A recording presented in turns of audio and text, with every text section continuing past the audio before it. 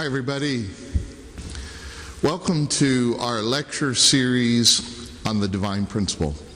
I'm going to be your lecturer for the next few lectures. My name is Reverend Kevin McCarthy, and I'm glad that you've made the decision to take a look at the divine principle. Before we go into our first presentation on the principle of creation, I'd like to give a little bit of an introduction of some things to consider as you take the next few days to study the content of the divine principle. You know, if we think about it,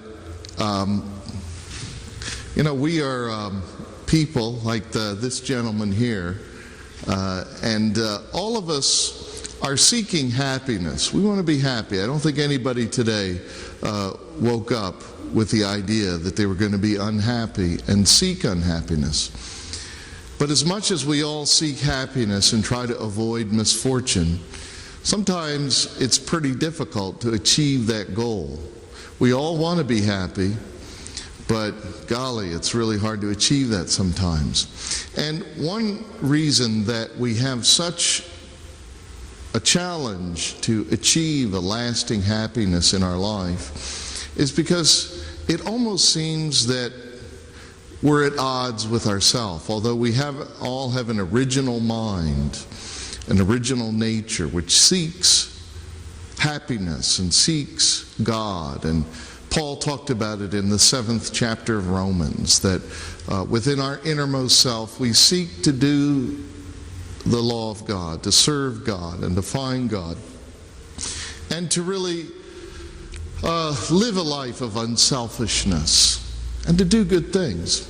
But unfortunately, we experience another side to us, what we could call our evil mind. And this is what also Paul indicated in the 7th chapter of Romans, that yet there's another part of us which is in the members of my body, which seems to oppose my effort to do good. Paul said, the good that I want to do, this I do not do. The evil I do not want to do, this I keep on doing. Who will rescue me, indeed, from this body of death? So we really have two minds. We're in a state of contradiction. We're like two people. We want to do good, but evil is right there with us. And because of this contradiction within us, we have a tendency to nullify our life, and very easy to end up feeling very blasé and unmotivated and uninspired about life. And we see that in the extreme, many people totally give up on life itself and even commit suicide. We see in our world today that the suicide rate is increasing at a very alarming rate. It's indicative of the fact that we're not really clear on what is the purpose of our life and why we are living. We could say that the human fall is at the root of our fall into ignorance and struggle. And you could say that we're coming out of a total nebulous fog, where we don't know the meaning of life or the purpose of life or where we're going, or if life is eternal and why am I living, and if there is a spiritual world, what's it like, and what am I doing here in this temporal life in the flesh. There's such an array of ignorance. Actually, when we think about that, there's really two major aspects to our ignorance corresponding to our mind and our body. We have we could say an internal mind, our internal intellect. And our internal intellect, which is more deep, it really deals with issues of more spiritual and philosophical things, whereas our external intellect is more focused on reason and ration and what is the nature of matter and experimentation and science and so forth. And as a matter of fact, Our internal intellect is the part of ourself, the more internal or spiritual part that seeks to resolve this issue of internal ignorance. We are ignorant, and that ignorance manifests internally and externally. So our internal ignorance would be questions like, who are we? Is there a God? What is the meaning of life? What is the purpose of life? I remember when I was young, I told my father that I needed to find myself. I didn't know who I was, and he told me to reach in my pocket and pull out my driver's license because my name was right on there, my name and address, my picture. He said, that's who you are. Now go get a job. But of course, there's a deeper part to life than just having employment or just getting a degree. And that's really the internal side of our mind. It's seeking to resolve those fundamental questions of life. And one of those questions for me was, is life eternal? And I remember the experience I had when I first had my first experience with death and saw a dead person. And it had a startling effect on me because I could see, I could sense that that body had lost some kind of essence, some kind of eternal aspect. It had left that body. And so I became deeply curious about what that was and where that went. And that certainly was germane to my own life. So that's the internal side of our ignorance, which is the pursuit of our internal intellect, which is really the religious, spiritual nature of man. Our external intellect pursues external ignorance, the nature of matter. You know, how do things work? What makes fire? How do you heat the house? What is heat? What do you get when you put sodium and chloride together? And how does the universe operate? And do the planets go around the sun, or is the Earth the middle of the solar system? Those kinds of questions also are a pursuit of our intellect, but more our external intellect that wants to understand the nature of matter and the ways of the physical universe to resolve external ignorance. But, you know, we have seen that in this effort to resolve ignorance, sometimes we emphasize, some people will emphasize the internal route. Others will go the external route. And out of the internal route comes the discipline of religion. And out of the external route comes the many disciplines of science. So it's the disciplines of science which seek to resolve the external truths and to find them and to resolve external ignorance, I should say. Whereas the disciplines of religion pursues internal truth and seeks to resolve internal ignorance.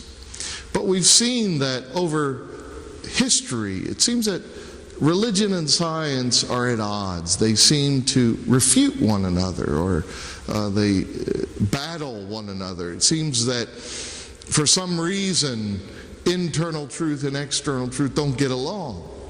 And very typically, one will distrust the other.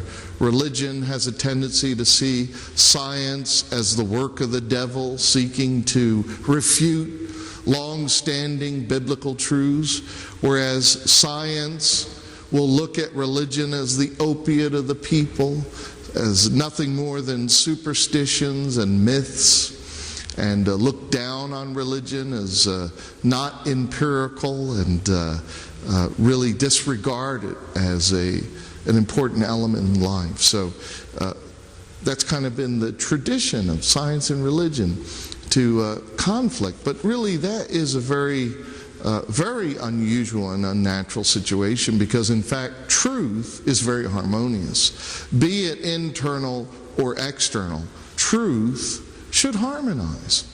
And so we say that in our time, you know, as we've entered the 21st century, there's really a need for a new truth. a new truth that can lead us to a world of goodness. It's not a coincidence that most of the world's Christians are expecting the return of Christ. We feel certainly the year 2000 is a very, very significant and timely era in the providence of God. So to realize a world of goodness, we need truth. We need a higher and greater truth. Well, it's not non-biblical to expect such a thing, because we see in 1 Peter 1:5, for example, that it says that we are shielded with God's power until the coming of the salvation that is to be revealed in the last days. Well, what is that? That's the new truth that we're talking about. It's a greater truth, a higher truth. Just as Paul said that with our salvation comes a hope for a future glorification, the redemption of our bodies. And so we see that God is coming to complete His providence and to bring about a new age where we will beat our swords into plowshares and our spears into pruning hooks, where the knowledge of the Lord will cover the earth as the waters cover the sea. And that's really what new truth does. But new truth, in a practical sense, will be very comprehensive truth, because God created the world of science, and He created the world of religion. I don't mean He created science and religion, but God created the object of interest of science, the physical world, and natural laws and so forth were created by God, as are the internal laws of God.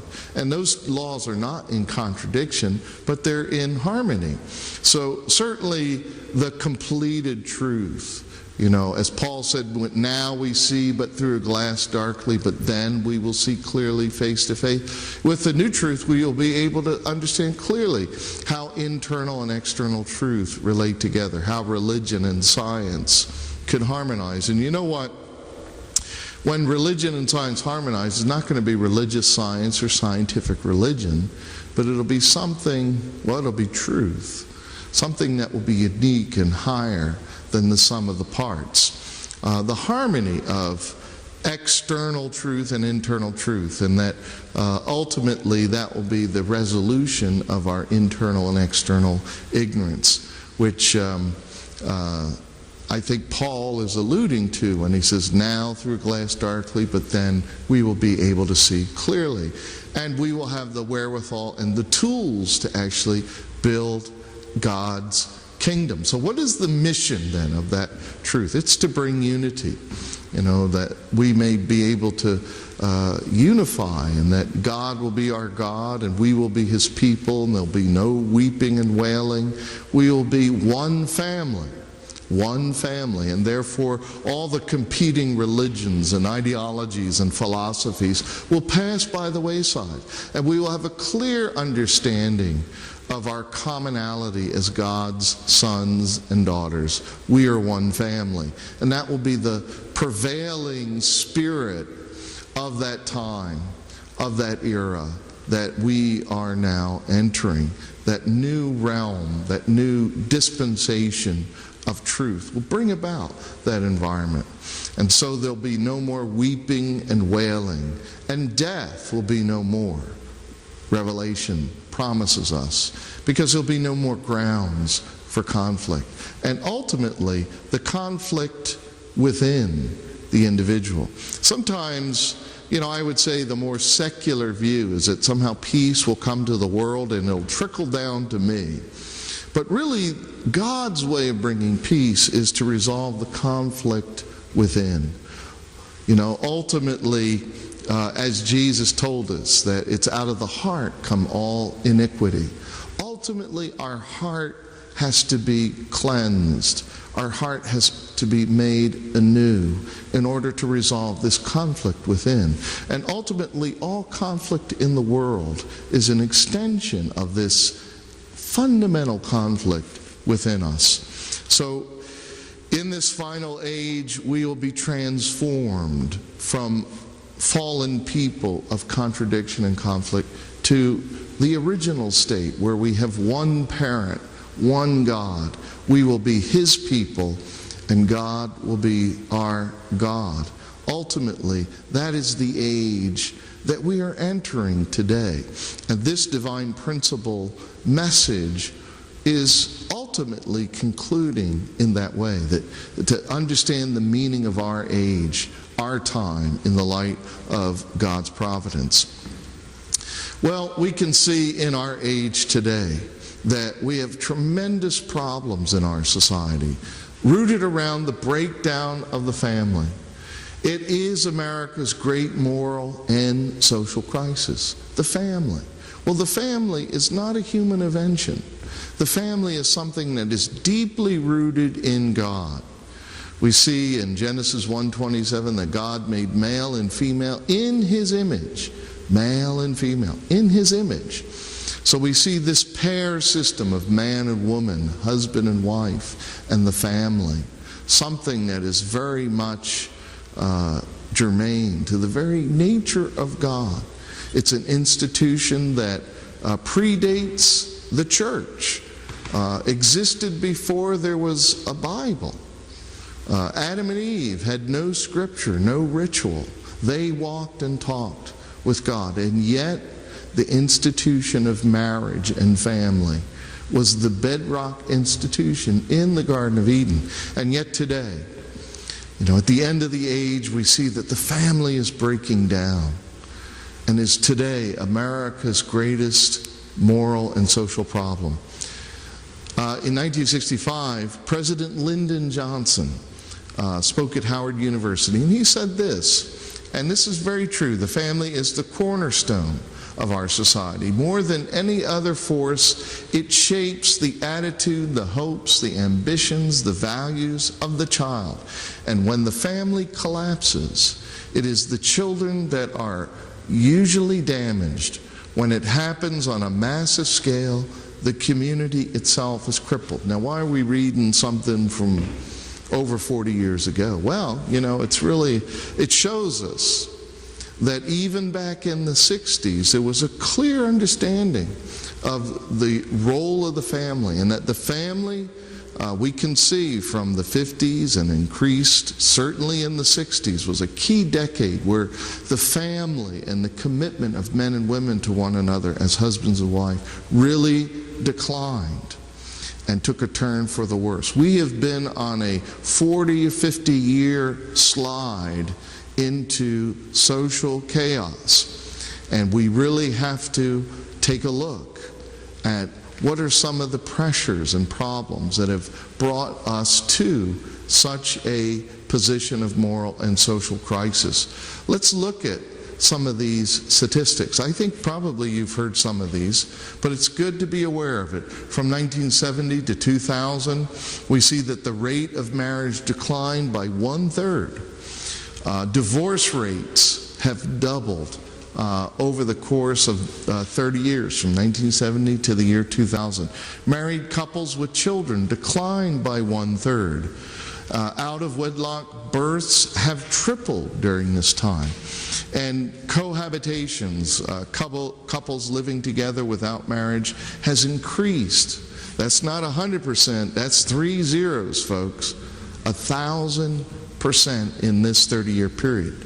Now, this was statistics from the U.S. Bureau of Census. Now, we have to consider what are the implications of some of these things. Patrick Fagan from the Heritage Foundation said the following: in 1950, for every 100 children born, 12 entered a broken family. Today, for every 100 children born, 60 will enter a broken family. Each year, about 1 million children experience the divorce of their parents. 1.25 million are born out of wedlock, and another 1.4 million are aborted. Child abuse is growing steadily, and child sexual abuse is growing fastest of all. So we're seeing there are social consequences to the breakdown of the family, which in essence means that men and women are losing the ability to make lasting commitments to one another. Look at the results. What are the consequences of the breakdown of the family? We see that that it seriously damages the individual. It causes an undercurrent of a crippling of that individual's ability to go out and to commit and to achieve a successful and stable family. Divorce is the #1 cause of childhood depression, according to the National Institute of Child Health and Human Development. And in a 1994 study at Duke University, family breakdown, they found, is the #1 cause of suicide by young men. Dr. Gene Brody, in his book, The Study of Competence of Children and Families, stated that children of divorce are 5 times more likely to be suspended from school, 3 times as likely to need psychological counseling, and twice as likely to repeat a grade, are absent from school more, and late to school more often, and show many more health problems. So we can see that family breakdown has a consequence to young people and does serious damage to young people. And then, of course, it cripples them in their ability to make a stable and lasting family. 75% of all youth and substance abuse programs are children of family breakdown, single-parent homes. 63% of all youth suicides are young people who have experienced the divorce of their parents. 75% of all youth in correctional institutions, if you examine their home life, you will find that 75% have experienced the divorce of their parents or were raised by one adult who never married the other parent. Very, very tragic implications. 70% of all teen pregnancies. You go back and you examine the teens that are becoming pregnant, you will find the same circumstance, that there is a vicious cycle here of family breakdown. Family breakdown begatting more family breakdown. The vicious cycle, 85% of teen fathers abandon their child and its mother. So it extends to the next generation. And it destroys the community. This is a very staggering and sobering statistic. Again, Patrick Fagan of the Heritage Foundation, in his study on the breakdown of the family, found that when the number of single-parent families reaches around 30%, that community begins to break down and the rate of crime begins to soar. The community changes from a supportive environment to one that jeopardizes the development of children. Whenever there is too high a concentration of broken families in any community, that community will disintegrate. So what we're looking at is, the root cause of crime and social problems is the inability for men and women in that community to make lasting commitments to each other. The breakdown of marriage and family is the root cause of today's social ills and the breakdown of our society. This gentleman, Professor J.D. Unwin, is a British anthropologist from the early 20th century. He was a student of Freud, and he attempted to do a study of 88 civilizations. And in his study, what he found, and it's rather interesting because his initial motive was to more or less prove that religious influence over the sexual relation had created an undue and negative pressure upon society. But what he found was the opposite, that wherever any civilization that emphasized strong family, marital fidelity, and a premarital abstinence was a nation or a civilization that would then be on the rise, would be a vibrant culture of art, science, and creativity, and would have the wherewithal to endure over time. Conversely, any civilization that embraced indiscriminate extramarital sexual relations resulted in men and women unable to commit to one another. Family breakdown became prevalent. Premarital sexual relations becomes the norm. Any civilization that embraced that type of style then declined very rapidly within 3 generations. And there were no exceptions in his study. No exceptions. Every civilization that displayed these characteristics declined within 3 generations, no exceptions. Any civilization that embraced a premarital abstinence and marital fidelity then became cultures and civilizations that were vibrant, productive, and enduring. It's not a coincidence. It's a fundamental principle to life. Dr. Unwin's study, very, very, very instructive for our time today. We have to also look at the situation of the church, because the church is being challenged. We see in a study that was done that 67% of Americans believe that sex is permissible outside of marriage.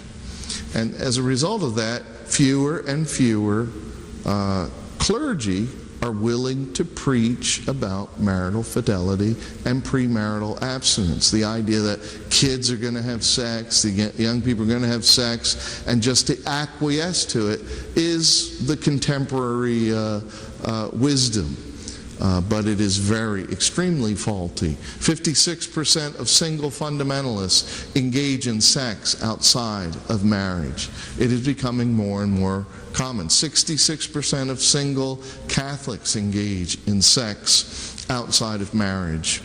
And it is a growing problem for the clergy as well. As a matter of fact, in 1988, Leadership magazine did a study of 1,000 clergy, and out of 1,000 clergy, over 20% were willing to admit to an adulterous affair while they were ensconced in the pulpit of a church.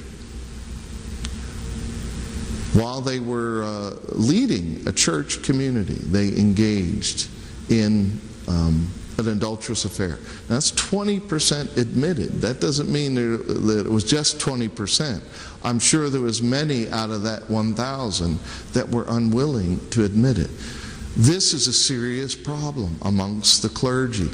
Even though Paul told us in 1 Corinthians that we should flee from sexual immorality, that he who sins, all other sins are outside the body, but he who sins sexually sins against his own body. And yet the frequency of sexual sin, sexual immorality, and the breakdown of the family are very much related to the fact that the church is losing its moral authority to guide society away from the problem, out of the problem. A national survey of Christians indicates that born-again Christians have a slightly greater probability of divorce at 27% than the rest of society at 24%. This is a study by George Barna.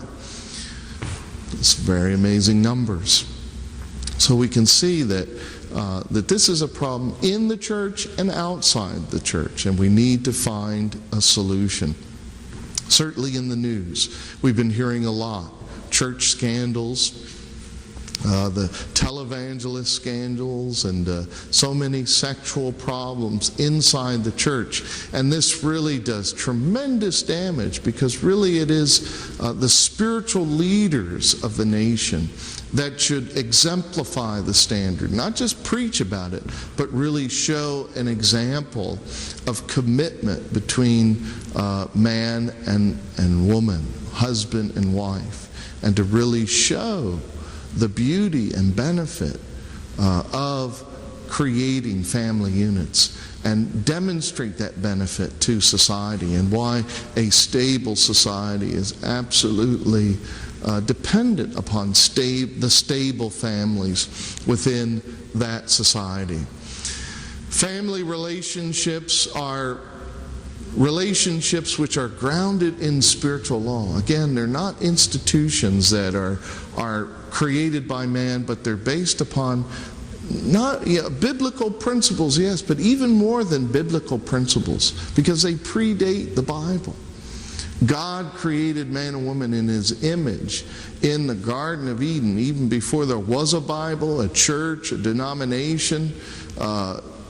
Adam and Eve walked and talked with God. So this principle of the relationship of a committed man and woman is really a divine design that reflects the very design of God Himself. It's not the invention of a social custom or of human reason. And so it cannot be violated without destructive results. This is really what we are concluding here in this introduction, that society and individuals experience tremendous negative consequences as this fundamental institution falls apart.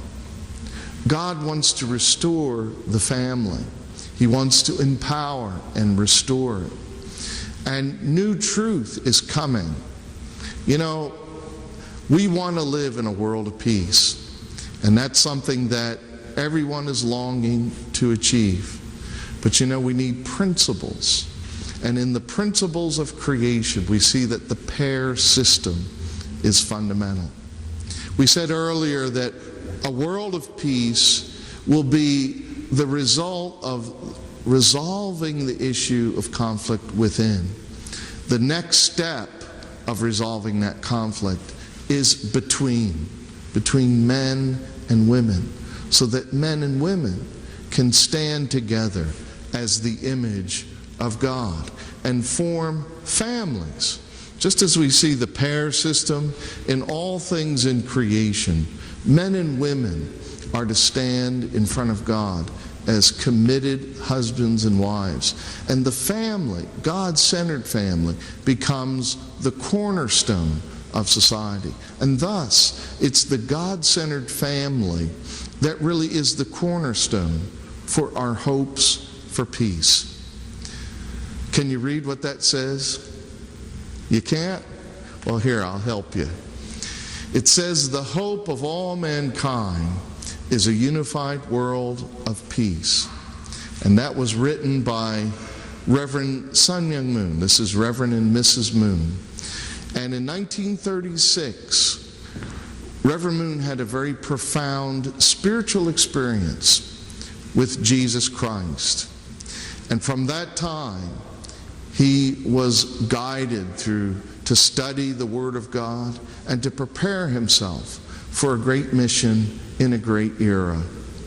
Reverend Moon's teaching on the divine principle is the Bible-based teachings which really reaffirm those time-honored truths that underpin the family and lead each individual to an eternally happy and fulfilling life. In this lecture series, we will cover several important topics, from the principle of creation to the fall of man and how we lost the original ideal. And then we will study God's effort through history to restore mankind, and how the Messiah, the Christ, becomes the central figure to that hoped-for change. We will study the history of Israel, the foundation that God made for Christ to come into the world. And we'll study also the mission of Jesus and the foundation that was laid 2,000 years ago. We'll also see how God has worked to prepare the world the last 2,000 years. And finally, we will come to our age in the light of God's providence. And we will find out, as we all felt when the clock ticked and the year 2000 was upon us, we felt that our time is very significant in the providence of God. These are some of the things that you'll be studying over the course of next several days. And I really do hope that you will go through each section of the principle, study it, play it again, and write down your questions. And I hope that you will find it tremendously informative, inspiring, and become a guide for your life, so that you can, as a person, find happiness within yourself, and as a husband or wife, can give more to your spouse and form a family of happiness, unity, and joy. Again, our goal is to find happiness. That's what God wants us to find, is to be happy as people, as a nation, and as a world.